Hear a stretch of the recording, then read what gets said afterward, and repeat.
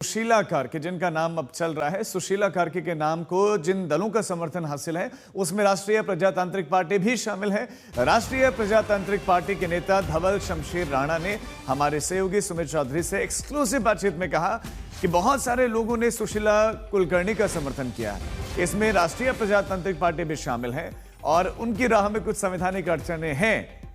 सुशीला कार्के के नाम में अड़चने हैं, लेकिन उनके नाम से राष्ट्रीय प्रजातांत्रिक पार्टी को कोई भी परेशानी नहीं है।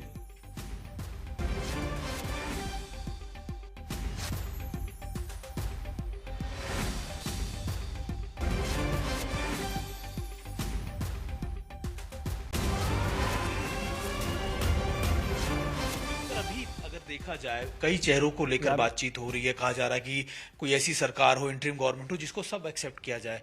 क्या आपको होता नजर आ रहा है, क्योंकि बातचीत तो किसी भी जगह पहुंच नहीं पा रही है? ऐसा है, अभी फिलहाल सबसे आगे नाम सुशीला कार्की का आ रहा है। उनके नाम के ऊपर करीब करीब सभी का समर्थन आ रहा है और she is a very very senior judge of the Supreme Court. She's been Chief Justice of Nepal, and I think everybody is sort of accepting her.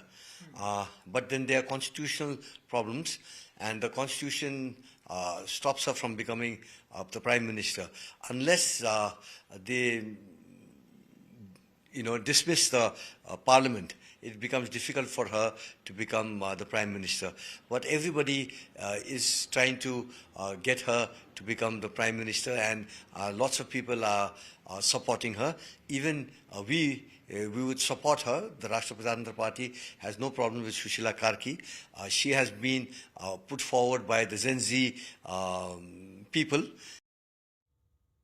हमारे सहयोगी सुमित चौधरी लगातार हमारे साथ बने हुए। सुमित, कई दलों के समर्थन की बात तो आ रही है, लेकिन सवाल यह है कि जब प्रमुख चुना जाएगा, फेस चुना जाएगा, तो उसमें किसकी राय सबसे आगे होगी? क्या जेनजी को सुना जाएगा, क्योंकि प्रोटेस्ट तो एक्चुअल में उनका ही था?